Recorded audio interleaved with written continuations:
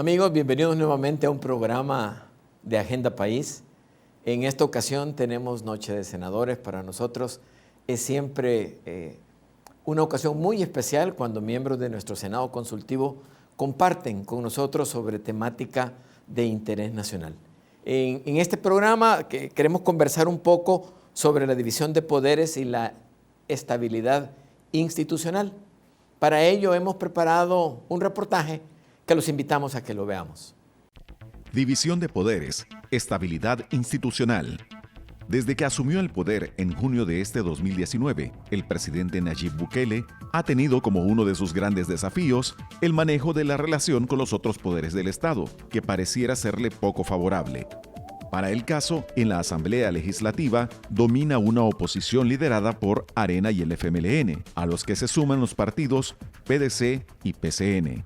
Este último, empoderado ante el reciente nombramiento del diputado Mario Ponce como presidente del órgano legislativo, quien ha expresado sus intenciones de promover el diálogo con el Ejecutivo para enfrentar los grandes problemas que vive El Salvador. Las expresiones de intenciones conciliadoras podrían ser positivas, pero contrastan con divisiones y enfrentamientos en temas específicos como las investigaciones legislativas alrededor de actuaciones de algún funcionario del gobierno central, la superación por parte de la Asamblea del veto presidencial a la reforma de la ley de Fosalud, la presión del Ejecutivo a los diputados para la aprobación de 91 millones para la segunda fase del Plan Control Territorial y los reparos de los legisladores al presupuesto de la Nación 2020 y su financiamiento con deuda. Las diferencias no se limitan al legislativo, también han tocado al órgano judicial y podrían profundizarse con futuras sentencias de la Corte Suprema de Justicia. De ahí la importancia de buscar entendimientos y gestionar el disenso entre los diferentes poderes del Estado para evitar poner en riesgo la estabilidad institucional del país. Este panorama pone también a El Salvador en la mira de los inversionistas extranjeros, que recurren como referentes sobre la situación general del país a organismos como el Fondo Monetario Internacional FMI, que ponen especial atención a la dinámica interna, en la que la relación entre la Asamblea Legislativa y el gobierno central, así como la capacidad de lograr acuerdos políticos, son determinantes. Alrededor de la división de poderes y la estabilidad institucional, varias veces se ha sostenido en este espacio que el diálogo es necesario para alcanzar un acuerdo de nación para el desarrollo, que coloque las bases para la construcción de un nuevo país con la participación de todos. Esta y otras aristas de la coyuntura nacional se discutirán hoy en un nuevo programa de Agenda País, en su emisión especial Noche de Senadores. Bienvenidos nuevamente a nuestro programa Agenda País, Noche de Senadores.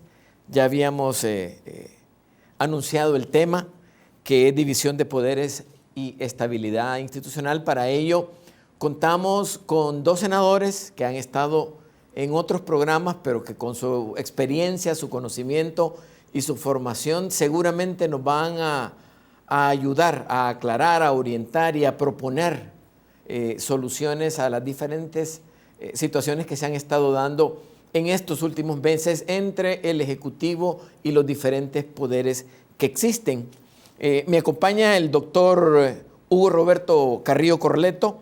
Él es licenciado en Derecho, tiene también una licenciatura en Ciencias Políticas, además cuenta con una maestría en Estudios Internacionales y un doctorado en Administración Pública. Ha sido también embajador extraordinario y plenipotenciario ante los gobiernos de Venezuela, Chile, Costa Rica y México, y concurrente ante los gobiernos de Jamaica, Guyana y Trinidad y Tobago. También se ha desempeñado como embajador ante el Sistema Económico Latinoamericano, CELA, fue vicepresidente de la Asamblea Constituyente y también vicepresidente de la Asamblea Legislativa en el periodo de 1983 a 1988. También me acompaña el doctor Mario Enrique Sáenz, abogado, con más de 37 años de ejercicio profesional. En su formación tiene una maestría en Derecho de Empresas, también tiene una maestría en Derecho de los Negocios y cuenta también con un doctorado en Derecho Privado de la Universidad Dr. José Matías Delgado. Ha sido presidente del Centro de Estudios Jurídicos y actualmente es miembro del Consejo de Arbitraje de la Cámara de Comercio e Industria de El Salvador, así como de la Comisión de Estudios Legales de la Fundación Salvadoreña para el Desarrollo Económico, FUSADES. Estimados senadores, bienvenidos, muchas gracias por acompañarnos en este programa. Apenas unas semanas antes de que se realizaran las elecciones, el candidato a presidente Nayib Bukele presenta su plan de gobierno, el Plan Cuscatlán, que lo hizo coincidir con el día que era el debate presidencial, y en él planteaba las líneas estratégicas de diferentes problemas que afronta nuestra sociedad. Pero debemos reconocer que la campaña estuvo enfocada en la corrupción de gobiernos anteriores. La frase "el dinero alcanza cuando nadie roba" fue uno de los eslogans de su campaña. Ahora, asumiendo el rol de presidente, tiene la responsabilidad de confrontar los principales desafíos y administrar, llamémosle así, la empresa pública con sus propias características y dificultades. En este primer bloque quiero hacerle la misma pregunta a los dos. ¿Cuáles considera que son, si le pudiéramos escoger tres, porque en el país son más, ¿verdad? Y de larga data, por supuesto, ¿verdad? Pero ¿cuáles consideran ustedes que son los tres principales desafíos que debe enfrentar el presidente Nayib Bukele? Senador Carrillo. Bueno, es evidente que ya empezó enfrentando al problema principal, digamos, o el más sentido de la población salvadoreña, que es el tema de la inseguridad. Es decir, los anteriores gobiernos hicieron algunos esfuerzos en el tema, pero con resultados realmente limitados y que la población no percibía como positivos. Hoy, el tema de la inseguridad, que fue el arranque del gobierno, en sintonía con lo que siente la gente, porque aquí voy a hacer un paréntesis, señor rector, es decir, la agenda de la gente va por un lado y la agenda de los políticos normalmente va para otro lado. ¿Verdad?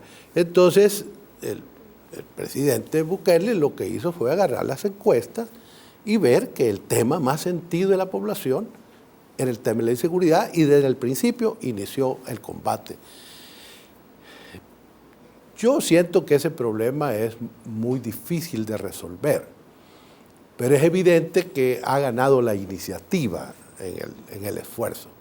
Y eso tiene, para hablarlo en lenguaje salvadoreño, como arrinconados a los grupos de las maras, ¿verdad? Hay que esperar a ver si reaccionan o no, ¿verdad? Si replantean su esquema de violencia, pero evidentemente han bajado los homicidios y eso lo dicen todos los estudios al respecto. Eso es bueno para el país. Sin embargo, cuando uno oye a otros sectores, están satisfechos con el esfuerzo en el tema de la inseguridad, pero hay dos elementos que no dejan de debilitar un poco ese esfuerzo. Uno es el tema de las extorsiones, que según los que saben de este tema han aumentado, y el tema de los desaparecidos. Por supuesto, no le podemos pedir al presidente Bukele que en 5 meses resuelva todos los problemas de una sola vez. Esto no es una varita mágica, sí. Y los problemas son muy complejos. Este es un tema, el tema de la inseguridad, que yo creo que lo está enfrentando desde su perspectiva y de lo que siente la población con bastante éxito. Vamos a esperar si esto se mantiene en el tiempo. El otro tema es el tema de las relaciones con el Poder Legislativo, porque en matemática parlamentaria, yo he sido diputado 5 veces, ahí los votos son los que cuentan. El que tiene la correlación, pues ese decide, algunas veces bien, algunas veces no, ¿verdad? Como son todas las decisiones políticas. Sin embargo, todo el mundo se preguntaba cómo va a ser el presidente Bukele sin tener ningún diputado en la Asamblea Legislativa. La gente pasaba por alto de que él se apoyó en Ghana para llegar a la presidencia y en una actitud, digo yo, inteligente por parte de los de Ghana, se han plegado al presidente a ver si cosechan algo políticamente. Eso es legítimo. y digamos que cuenta con 10 diputados, pero ese es insuficiente. Entonces, ese de buscar una relación con el legislativo se hace de dos maneras. Uno, buscando arreglos, buscando acuerdos, buscando acercamientos para llegar a lograr tener los votos, y el otro es en la confrontación. Cualquier presidente puede optar por uno o por otra vía, ¿no? Inclusive la confrontación puede servir como una herramienta política para decir, no me apoyan, no tengo los votos. No apretan el botón. No apretan el botón, que esa es una frase favorita del presidente. Entonces este tema del acercamiento con la Asamblea, que ha mejorado, vamos a ver los resultados hoy con la llegada de Mario Ponce a la presidencia del Legislativo. Mario tiene sus propias características. Mario es un hombre conciliador, no es porque sea compañero de mi partido, sino porque es su personalidad. Él es un hombre de buenas maneras, es educado, es suave en su manera, no es el tipo que va a confrontar. Entonces es explicable pues que esta relación entre los presidentes de los dos poderes es un primer paso. A mí me alegró mucho ayer, después de la sesión solemne, de que el presidente tomara una actitud de apertura, digamos, no lo habíamos oído antes, por lo menos yo, en el tono que se expresó ayer en la conferencia de prensa después de la sesión solemne, en el sentido de que está dispuesto a llegar a dar todas las explicaciones con su equipo. Voy a venir todas las veces que sea necesario, digo. Esa es una buena señal. Yo creo que ese es el camino, porque realmente la confrontación puede ser utilizada circunstancialmente, pero al final lo que necesita el país son acuerdos. Entonces esta relación con el legislativo es otro tema clave para el manejo del gobierno. Y el otro tema, que yo lo vería en dos sentidos, el tema de salud, que es bastante complejo y es muy sentido por la población, especialmente las cosas más visibles, ¿verdad? Porque el problema es muy complejo, pero saltan a la vista como dos antenitas, ¿verdad? Uno es el tema de la falta de camas. Entonces el presidente, que es muy hábil en este tema, entonces dice, todo este dinero que devolvieron los del frente, compren camas y cunas, ¿verdad? Para los niños, y no va a estar la gente en el suelo y van a haber más camas, pero al haber más camas necesitan más médicos, más enfermeras, etc. Y el otro tema es la falta de medicina. Entonces vamos a duplicar el presupuesto de medicina. Pero si hay medicinas, pero no hay una logística para distribuirlas, no hay un manejo oportuno de que las medicinas lleguen a los hospitales, pues aunque estén las medicinas embodegadas no van a servir de mucho. Esto debe ir acompañado de un buen sistema de logística. Hoy se hace fácil porque basta un software para saber lo que está pasando en los almacenes donde están depositados las medicinas, para tener los inventarios al día y estarlos surtiendo en la medida que esto se vaya debilitando. Yo veía esos temas como los más cercanos a la gente, y en el tema de la Asamblea, pues este es un tema eminentemente político, pero que también se traduce en posibilidades de que el país camine mejor. Yo tengo un dato estadístico, y es que en el año 2015 teníamos nosotros más de 110 asesinatos por cada 100.000 habitantes. Pero en el año 2018 ya habíamos podido reducirlo un 50%. Y eran 50 asesinatos por cada 100.000 habitantes. Claro, los números del 2015 eran sumamente grandes, ¿verdad? Y si bien había un proceso en el que venía una reducción de los asesinatos, no ha sido tan sensible como lo que hemos tenido en estos primeros meses de gobierno del presidente Nayib Bukele. Por supuesto que dependiendo del sector al que se le pregunte, nos van a dar diferentes respuestas, ¿verdad? El presidente de ANEP dio sus declaraciones sobre lo que esperaban fueran los retos y los desafíos del presidente de la República, por supuesto enfocados en el gremio que él representa. Vamos a escuchar también la opinión del doctor Sáenz, pero lo vamos a hacer cuando regresemos al segundo bloque. Espérenos que volvemos en unos minutos.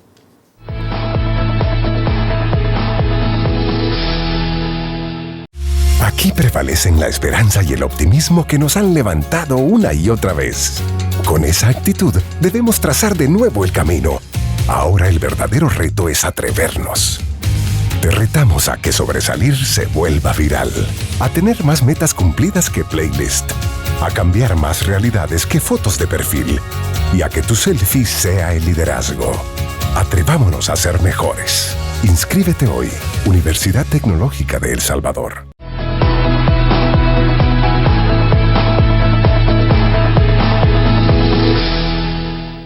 Bienvenidos al segundo bloque. Estamos conversando acerca de la división de poderes y la estabilidad institucional.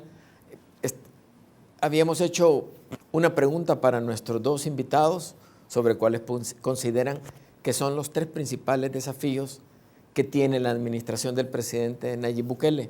El doctor Hugo Carrillo ya hizo su planteamiento, nos mencionó la inseguridad como el número 1, la relación con la Asamblea Legislativa como el número 2, y tocó los problemas sociales. Si yo pudiera ponerlo de una forma general, doctor, ¿verdad? Usted mencionó salud, pero tiene que ver con los problemas sociales. Doctor Sáenz, ¿cuál es su comentario? Bueno, no, sin perjuicio de que coincido plenamente con el doctor Carrillo, yo los enunciaría de esta forma. Los tres principales desafíos quizás que tiene el presidente Bukele en su gobierno es obviamente la seguridad en primer lugar, la estabilidad económica y el crecimiento, que es un tema bien importante, y por supuesto la institucionalidad democrática, que tiene que ver mucho con el tema enunciado por usted que vamos a abordar en el resto del programa. Sin duda alguna, el tema de la seguridad es una acción demandada por la ciudadanía desde hace mucho tiempo. Sí. Uno de los problemas, si uno puede citar como antecedentes, es que hubo un error institucional de parte del quien manejaba la cosa pública, que es precisamente la politización de la seguridad. Vamos a caer en un error tremendo, ojalá que el gobierno del presidente Bukele no caiga en él, de politizar el tratamiento de la seguridad. Creo que todo mundo está de acuerdo, no hay nadie que estaría en desacuerdo en pensar que lo que necesitamos es mejorar el tema de la seguridad en el país. Pero en el contexto del tema de la seguridad, un tema que tiene que ver con la regulación constitucional y la preocupación que puede haber de no militarizar el manejo de la seguridad pública, es precisamente el rol que debe tener la Fuerza Armada, el Ejército, en el manejo de la seguridad pública. Desde el punto de vista constitucional, si mal no recuerdo, es una intervención que se debe hacer de parte de la Fuerza Armada en términos de ciertas emergencias y por determinados tiempos. Y de cuando en cuando incluso tendría que darse algún tipo de información a la Asamblea Legislativa respecto del papel que desarrolla la Fuerza Armada. De tal manera que creo que debe hacerse un manejo institucional de la seguridad pública, y en principio, habría que decirlo, aunque yo no soy muy amigo, yo sé que es una necesidad de establecer cierto baremo para medir si la seguridad o la inseguridad ha mejorado o se ha deteriorado, manejando la estadística de los fallecidos. O sea, se habla de un porcentaje mayor en el año anterior y entonces un porcentaje menor en el año siguiente y así sucesivamente. Y eso a veces a la población no deja de sentir cierta incomodidad de estar oyendo números, de estar oyendo aritmética, matemática, con un tema tan sensible que la muerte de uno solo de los salvadoreños es verdaderamente lamentable. Yo sé que en ningún país del mundo podemos llegar a una tasa cero de manera permanente y consistente, pero creo que la población está demandando en términos de seguridad que ese tipo de fenómenos desaparezca. Y los dos fenómenos mencionados por el doctor Carrillo, que son importantes y que se debe tener mucho cuidado. Disminuyen los fallecidos, disminuyen los asesinatos, pero el tema de la extorsión podría estar presente. Y los desaparecidos. Y el tema de los desaparecidos, que incluso el señor fiscal general de la República, algunas declaraciones ha dado, lo pone en perspectiva.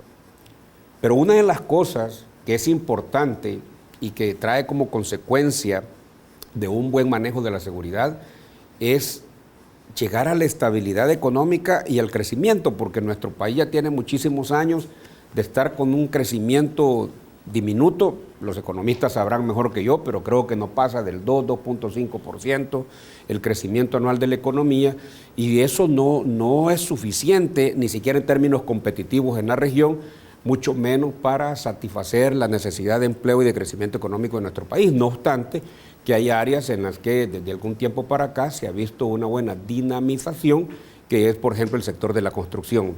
Es evidente que el sector de la construcción tiene una buena actividad. Creo que en términos de la economía es de las actividades que más está ayudando. Y acordémonos que es una actividad y una industria también que es multiplicadora de empleo, y por lo tanto creo que ha sido importante que por lo menos en esa área se mantenga la actividad económica. Y finalmente, otro desafío que tiene el presidente es la institucionalidad democrática.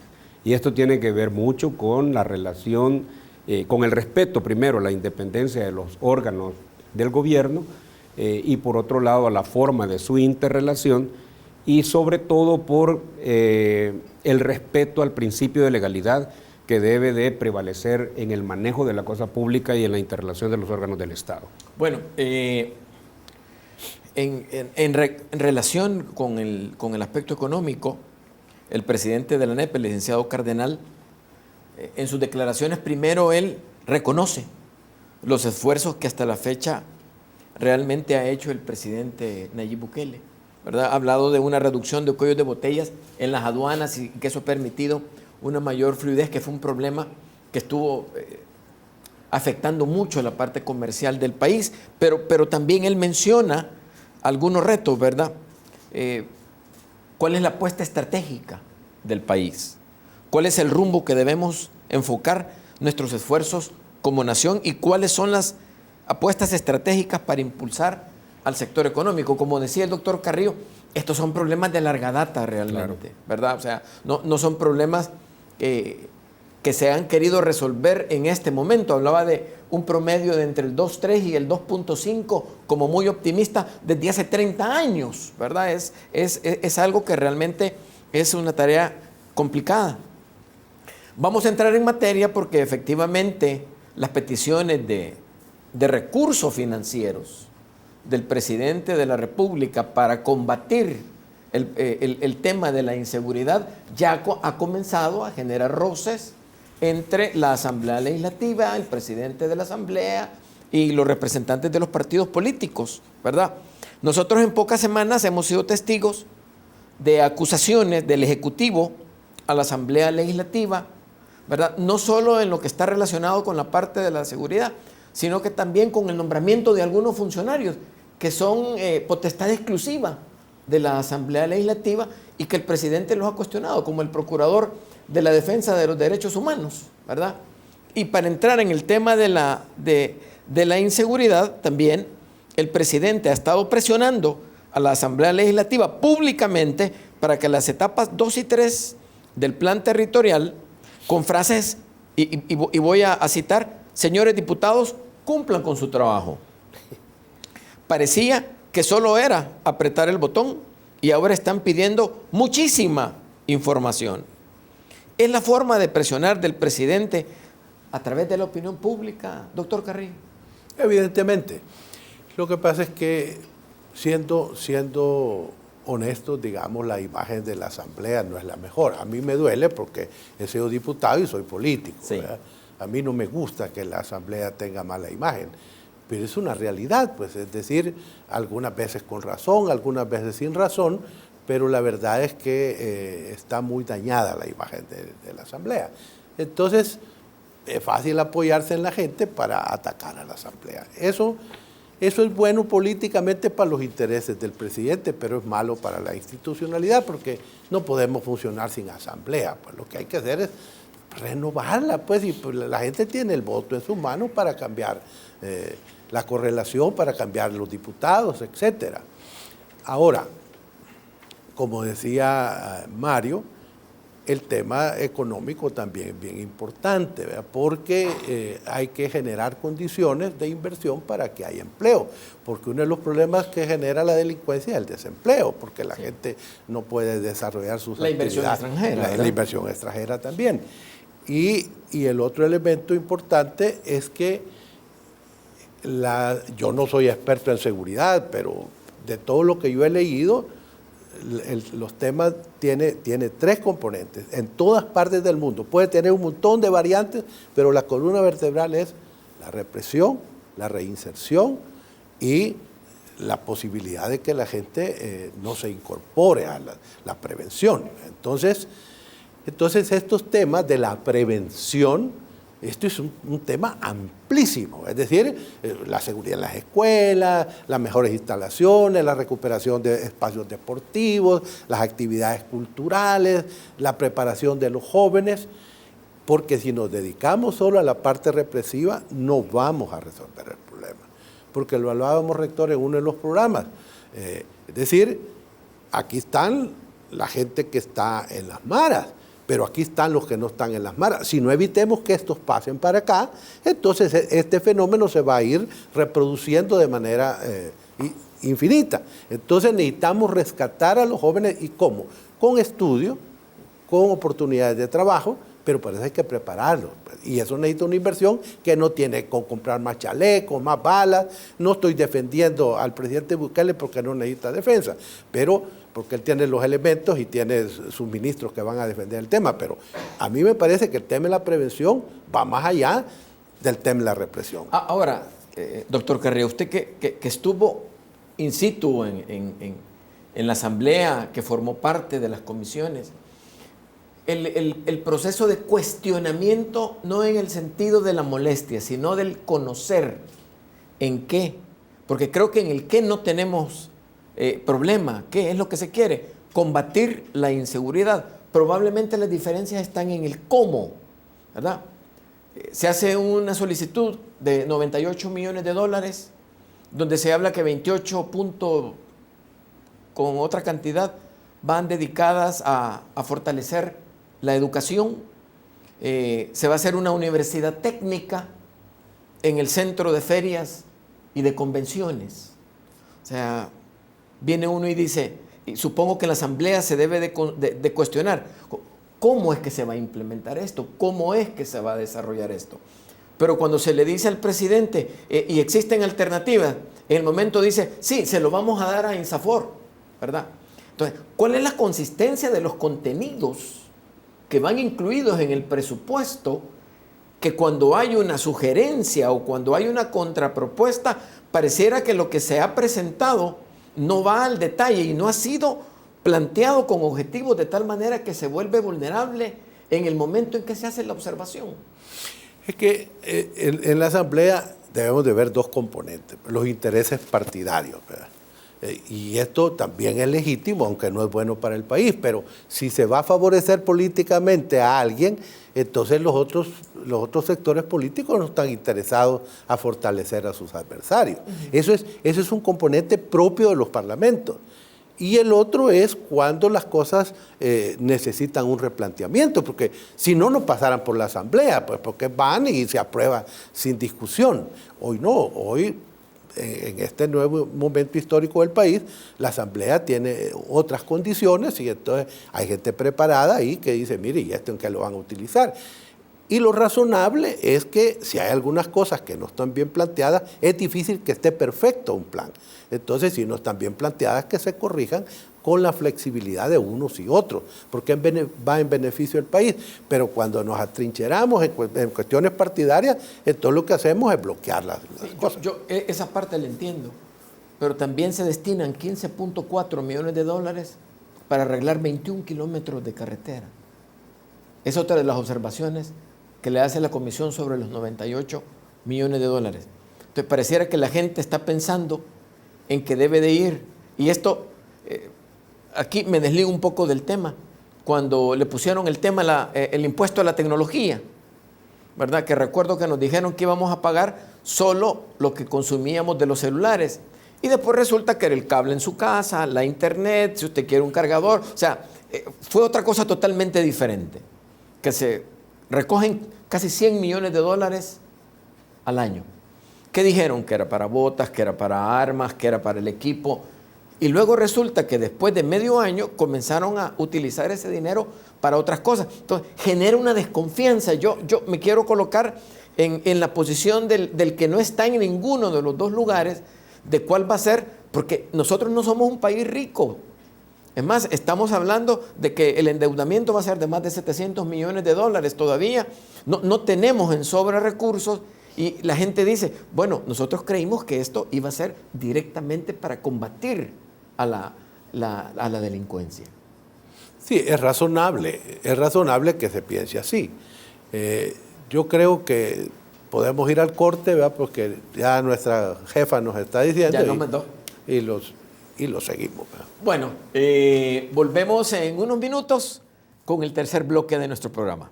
Ya regresamos.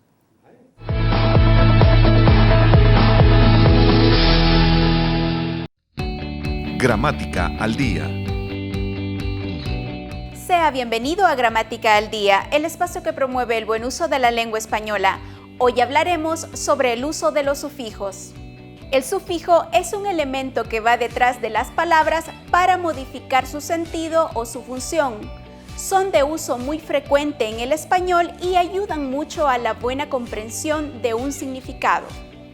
Ejemplos de sufijos: áceo, ácea, semejante, con apariencia de, como en, grisáceo, violáceo y también familia de plantas o animales, como liliácea, crustácea, esco, esca, perteneciente o relativo a, como por ejemplo, novelesco, burlesco, pata, enfermo o médico, como cardiópata o homeópata. Si se emplea patía, ello ya significa enfermedad, afección, como en cardiopatía, ludopatía, gono, ángulo, tetrágono, polígono. Le invitamos a estar pendiente de nuevas ediciones de Gramática al Día. Una producción de la Universidad Tecnológica y la Academia Salvadoreña de la Lengua, con el auspicio de Canal 33.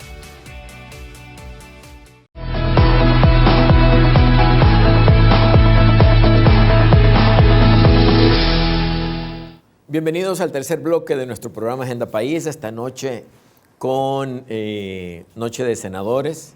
El doctor Hugo Carrillo y el doctor Sáenz nos acompañan, son miembros del Senado Consultivo, y estamos conversando acerca de los desafíos que enfrenta como presidente Nayib Bukele, pero en general la división de poderes y la estabilidad institucional. Estábamos conversando acerca de esta relación y de estas diferencias que tiene el presidente de la República con la Asamblea Legislativa, ¿verdad? Cómo hay ciertos procedimientos que se deben de cumplir, y quién mejor que un abogado, el doctor Sáenz, para que nos ilustre más sobre este tema. Bueno, en realidad, yo oyendo a Hugo, sin duda alguna, la dinámica de la interrelación entre los órganos del Estado es importante, y en la medida en que ésta funcione como lo demanda el lineamiento constitucional, en esa medida podemos esperar nosotros en el futuro y en los días inmediatos que haya un proceso hacia la estabilidad política y social del país.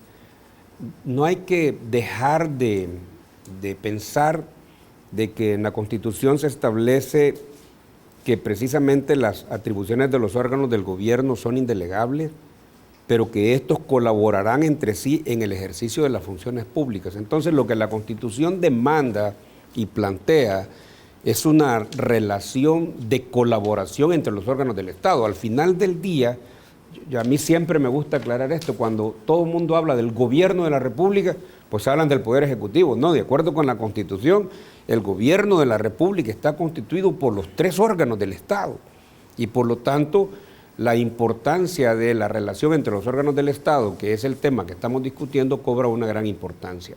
Yo me quería referir por el momento a la relación que se puede establecer entre el órgano ejecutivo en la persona del presidente de la República y la Asamblea Legislativa.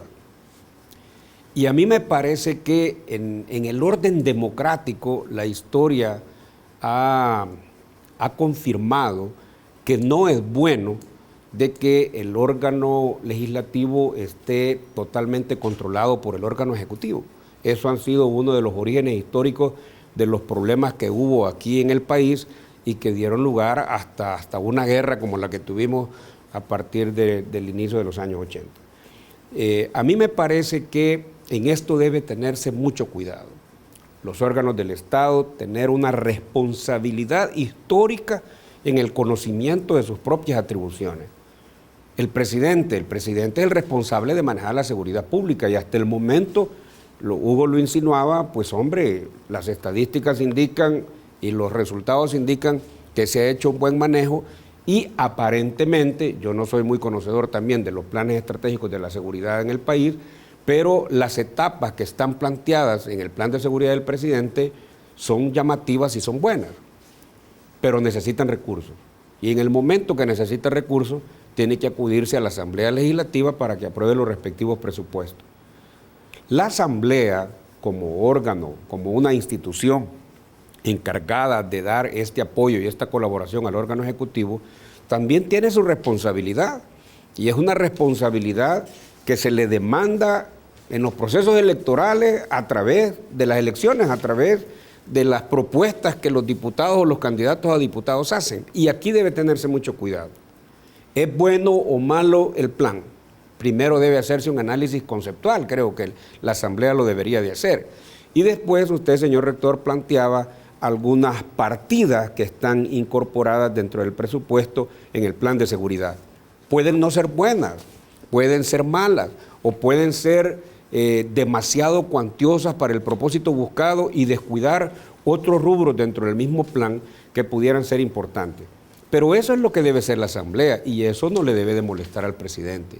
Yo creo que el presidente tiene una excelente oportunidad, no solo para hacer un manejo como un verdadero estadista, sino en un momento dado tener un rédito político para las próximas elecciones. No olvidemos una cosa, Hugo, el presidente no tiene partido en el gobierno. O sea, el partido del presidente, según tengo entendido, es Nuevas Ideas, que es, digamos, que está en formación, que está empezando en su proceso político. Llegó a través de Gana, pero no es el propio partido del gobierno y por lo tanto el fenómeno político que se presenta es bien interesante porque es un presidente sin partido oficial, ¿verdad? Y es el presidente individualmente el que está haciendo su gestión, imponiendo su fuerza institucional para que la Asamblea lo escuche. A mí me parece, señor rector, que en la medida en que la Asamblea Legislativa sepa responder al manejo de sus propias atribuciones, no solo puede encaminarse a restituir un poco el deteriorado prestigio que pueda tener en este momento, sino a que la población empiece a sentir que los políticos más interesados, o más bien dicho, más su actividad puesta al servicio de sus propios intereses, la ponen al servicio de la población. La población ya está cansada y sigue cansada de estar oyendo discusiones y pleitos que no le dan ningún beneficio a la estabilidad política del país. En casi todas las encuestas que se realizan por diferentes instituciones, incluida el CIOP de la Universidad Tecnológica, la Asamblea Legislativa siempre está a la cola de las instituciones que merecen confianza. O sea, con eso quiero reforzar lo que ustedes han planteado. Pero yo creo que también los diputados, y esa consulta se la hacía el doctor Carrillo, hay un procedimiento, hay una ley para aprobar el presupuesto general de la República, que yo también, sin ser experto en esos procedimientos, no sé si el presidente de la República, en el anhelo de lograr esos recursos para poder actuar, está a lo mejor induciendo a una nueva inconstitucionalidad si no se respetan los procedimientos que se pueden llevar en el presupuesto. Por ejemplo, las partidas de gastos financieros del 2020 tienen 120 millones de dólares que no tienen propósito, que no tienen destino, ¿verdad? Y dicen los diputados que sería inconstitucional aprobarlo. O sea, creería de que si bien hay intereses políticos en la Asamblea Legislativa, también hay un reglamento que puede hacer que sea obsoleto, que puede hacer que no sea práctico. Yo estoy de acuerdo en eso, pero es una ley que se debe de cumplir. Pero ¿verdad? fíjese, señor rector, perdone que lo interrumpa, y antes tal vez de que Hugo intervenga, pero usted ha planteado algo que es bien interesante. Aparentemente nos podría estar entendiendo el televidente que la relación de los órganos del Estado se contrae alguna relación entre el órgano ejecutivo y el legislativo. Sí. pero usted plantea cosas importantes, un presupuesto desfinanciado, un presupuesto que riñe con la propia legislación presupuestaria o constitucional, entre el otro órgano del Estado, que es la Corte Suprema de Justicia, especialmente en la Sala de lo Constitucional. Entonces, tiene que ver mucho la interrelación de los órganos del Estado, no solo en la parte que se refiere a proponer un plan de seguridad y aprobarlo por parte de la Asamblea Legislativa, sino que ese presupuesto, el presupuesto general de la Nación, cumpla con los presupuestos y lineamientos constitucionales. No hay que perder de vista que ya hay sentencia de la Sala de lo Constitucional que ha establecido ciertos precedentes que, de acuerdo a la propia jurisprudencia de la Sala, son vinculativos y por lo tanto la Asamblea Legislativa tiene que respetarlos.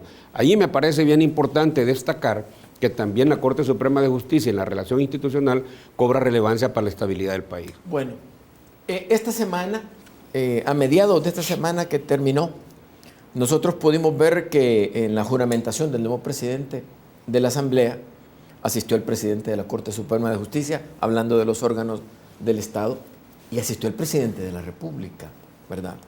Ya lo había recibido en casa presidencial, casi como se recibe a un dignatario de otro país, ¿verdad?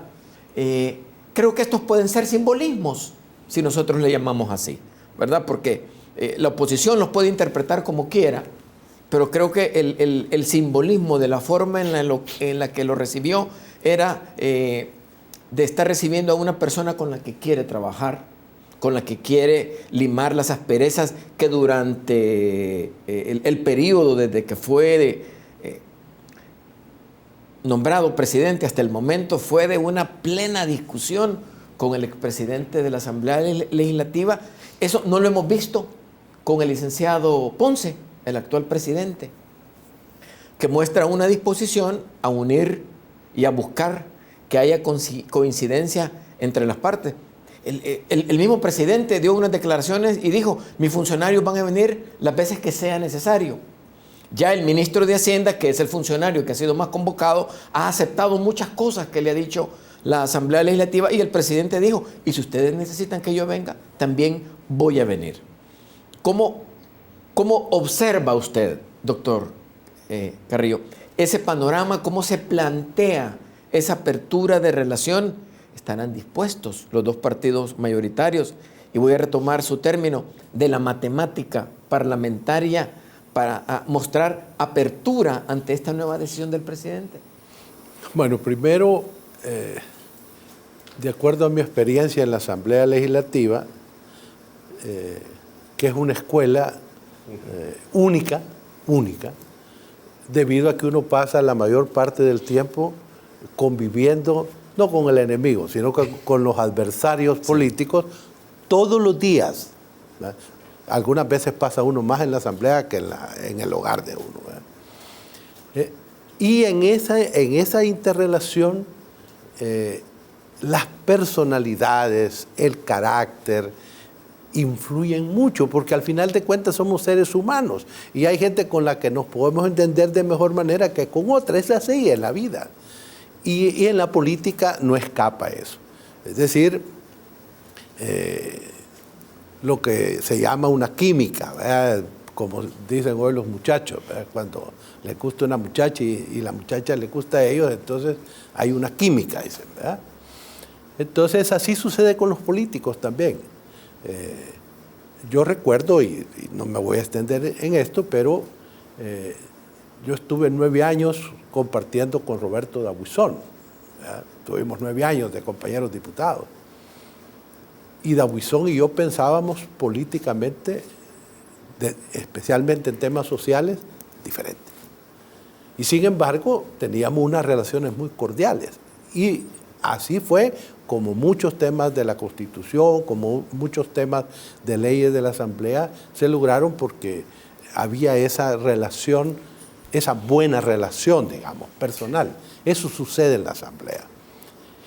Entonces, hoy que ya lo mencionaba yo, en la tecnológica donde estudió Mario, sirve el comercial para la universidad. Es contador público graduado de nuestra universidad. Entonces Mario, que estudió en la tecnológica, que tiene un carácter, insisto yo, conciliador. Sí.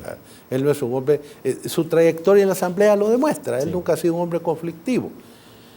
Y de repente el presidente dice, bueno, si este hombre es conciliador, ¿verdad?, entonces vamos a entendernos, ¿verdad?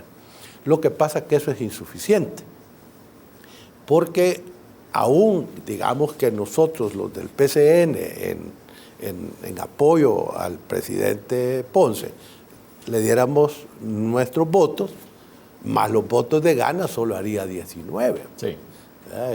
Y si le agregamos a Martel por añadidura, ¿verdad?, entonces tendríamos 20. Son insuficientes. Insuficientes. Sí. Entonces ahí se necesita hacer un trabajo de búsqueda de acuerdos con las fuerzas mayoritarias. Ahora, ¿debe el presidente continuar o evitar con actitudes como la que pone en un Twitter cuando dice: hay información de las 3 agencias de inteligencia del Estado de que 2 altos funcionarios del FMLN están financiando a las pandillas a cambio de atacar objetivos de la PNC para desestabilizar el gobierno? Están jugando con fuego y se van a quemar, 1. Y segundo, cuando dice en otro Twitter, el gobierno de la República, no dice el presidente Nayib Bukele, el gobierno de la República desconoce totalmente al presidente del COENA como representante real de Arena. De ahora en adelante conversaremos con otros liderazgos dentro del partido. Si el actual presidente de la Asamblea está buscando esa conciliación, el presidente debe también enviar otro tipo de mensajes, no solo a la Asamblea Política, aunque los partidos políticos están en la Asamblea Legislativa, pero este tipo de mensajes acercan o distancian las políticas y las decisiones en la Asamblea Legislativa cuando el presidente tiene esta comunicación con los líderes de los partidos políticos. Bueno, yo creo que no es bueno, no hay prudencia que se debe desperdiciar, especialmente para el manejo de la cosa pública. No, a mí me parece en primer lugar que el acercamiento del presidente de la República con el presidente del órgano legislativo es buena. Si uno lo ve en la televisión en los Estados Unidos, los líderes de la oposición, de los demócratas reunidos en la Casa Blanca con el presidente Trump. Y es bueno para el manejo de la institucionalidad. Sí. Que después de esas reuniones, así como está el manejo en los Estados Unidos de la cosa pública y los desacuerdos que hay entre republicanos y demócratas, y especialmente entre demócratas y el presidente, pues hombre, salen dando sus propias declaraciones, pero no hay duda que la relación cordial, respetuosa, aunque con sus propias diferencias, entre los funcionarios más importantes de los órganos del Estado, es importante para la estabilidad. A mí me parece que lo que el presidente Bukele hizo y lo que ha hecho el presidente actual de la Asamblea es bueno. Cualquiera que hayan sido los propósitos particulares y los intereses buscados, me parece que este es el principio de una práctica que debería institucionalizarse en el país. Es cierto, el presidente de la Asamblea no representa a todos los diputados individualmente para términos de su propio voto, pero no cabe duda que entre los órganos del Estado debe existir al menos esa actitud de colaboración, como lo dice la Constitución, y por lo tanto a mí me parece bueno. Pero en el punto específico de las expresiones del presidente, yo sí comparto, señor rector, de que este es el momento también en que haya un punto de inflexión y que entonces el presidente, al dirigirse a la Asamblea Legislativa y a las diferentes representaciones parlamentarias, pueda manejar un discurso distinto que permita ir desactivando esa polarización y permitiendo que haya una apertura mucho mejor, más amplia para el manejo de la coordinación de los intereses de los partidos. Y el tema circunstancial del desconocimiento que él hizo del presidente del COENA, yo creo que es una cuestión simplemente política. Creo de que él es el presidente de la República, no es el secretario de ningún partido político. Tal vez eso no fue bueno, pero bueno, ese es un poco de picante y de chile a la cosa política, como dice Hugo, algunas cosas, y creo que no se le debe dar más relevancia de la que realmente tiene en el manejo institucional de la cosa pública. Qué bueno, porque ese debe ser la actitud que los políticos también deberían de demostrar. Con esto terminamos el tercer bloque. Regresamos en unos minutos con las conclusiones de cada uno de nuestros senadores invitados para este programa. Ya regresamos.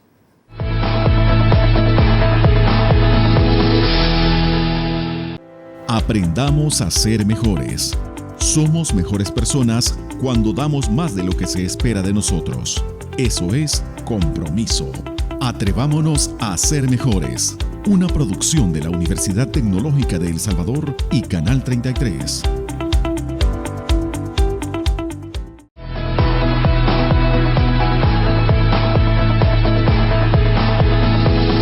Bienvenidos al último bloque, al bloque de las conclusiones, en el que nuestros invitados, pues de una forma libre y espontánea, con su conocimiento y experiencia, nos ayudan, ¿verdad?, sobre cómo podemos englobar el tema que hemos conversado en esta noche de senadores. Doctor Carrillo. Bueno, yo quisiera terminar a partir de lo que decía Mario. El lenguaje de confrontación es inevitable en política, pero no debe ser la regla, debe ser la excepción. Y que un lenguaje conciliador ayuda más en la consecución de los acuerdos.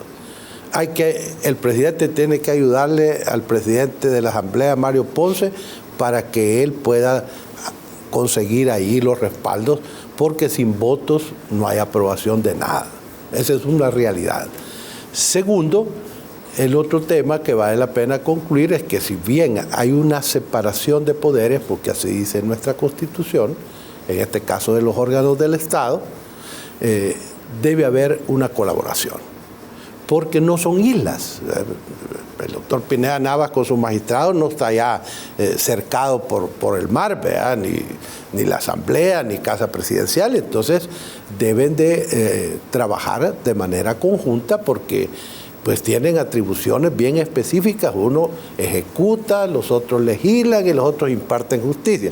Aunque esa impartición de justicia, yo a partir de lo que ha pasado con la salvación de este magistrado que tocó a la niña, sí, no me ha gustado para nada. Valga mencionarlo. Vamos a hacer un programa sobre eso. Aprovechando el espacio. Entonces, esto es muy importante, que haya colaboración, porque pues habrán recursos en la sala, en la corte, donde interviene el órgano judicial. Y el tercer punto es que hay que estar muy abiertos, en el sentido de que hay que ser flexibles para lograr acuerdos. Los acuerdos no es que yo gano un tema, los acuerdos es ceder y lograr algunos beneficios. Uno nunca lo logra todo en una negociación. Eso no hay que perderlo de vista, porque cuando se toman actitudes maximistas de que yo tengo la razón y me atrinchero en eso, entonces no se puede llegar a ningún acuerdo. Y lo que no deben olvidar ni el presidente Bukele ni la Asamblea Legislativa es que hay que luchar a favor de los intereses de la población. Sí. Porque también lo decíamos en un programa, rector, de que en El Salvador parece ser que se han trastocado los valores. Es de primero mi interés, después mi grupo, mi sector, sí, y por último los intereses del país. Es tiempo de que pongamos las cosas en su lugar. Hay que deponer actitudes personales y partidarias y sectoriales en beneficio de los intereses del país, porque si no, no vamos a salir adelante. Muchas gracias, doctor. Doctor Sáenz, por favor. En el marco de la relación institucional entre los órganos del Estado, del sentido de colaboración que deben de tener, sin duda alguna la coyuntura debe cuidarse mucho. El presidente de la República debe ser un estadista, el presidente de la República debe ser, que es el presidente de todos los salvadoreños, debe ser el primero en respetar el marco constitucional y legal y la institucionalidad del país, y a partir de ese momento refortalecerse, porque va a llegar todavía con mucho más fuerza institucional a una asamblea legislativa que en este momento políticamente no domina el presidente, porque la oposición de los partidos mayoritarios es evidentemente más fuerte, pero también en la asamblea estos deben de recibir las propuestas del presidente con un sentido de responsabilidad. Yo siempre digo responsabilidad histórica, porque lo que se haga hoy depende mucho del futuro que nosotros podamos tener. Y en ese sentido, un llamado a la Asamblea Legislativa es a deponer un poco también los intereses estrictamente de grupos parlamentarios, sobreponer a esos intereses los intereses de la población y especialmente de las clases más necesitadas, que al final del día son las que no tienen voz y las que sufren más las consecuencias de un manejo inadecuado de la política en el país. Y finalmente me parece que en esta relación institucional también demandamos una justicia o una administración de justicia fuerte, independiente, cristalina, exenta de corrupción, que le permitiría a las contiendas, inclusive a las controversias entre los otros dos órganos del Estado, establecer los parámetros y los precedentes sobre los cuales debe fincarse la actividad pública. A mí me parece que en la medida en que eso se respete, la población va a empezar a sentir que se están manejando mejor las cosas y va a empezar a tener más confianza en el manejo de la cosa pública en el país. Muchas gracias, doctor. Amigos televidentes, el objetivo del programa Agenda País y sobre todo el de Noche de Senadores es tener perspectivas diferentes a los problemas que tiene nuestro país. La Universidad Tecnológica quiere ser un ente que aporta a la discusión, pero a una discusión que no sea polarizada, ¿verdad? Este tema hemos tenido la ventaja de tener a dos expertos que nos han llevado a que lo que tenemos que hacer es disminuir esa polarización. Nunca va a dejar de existir. Claro. Lo que tenemos que hacer es aprender a convivir con ella y ese es el objetivo de nuestro programa. No olvide visitar todas nuestras redes sociales que aparecerán en la pantalla en unos momentos. Para nosotros es muy importante su retroalimentación porque eso nos orienta sobre temas y sobre la forma en la que usted quiere que nosotros hagamos discusión y análisis de la realidad nacional. Un saludo para todos y hasta nuestro próximo programa.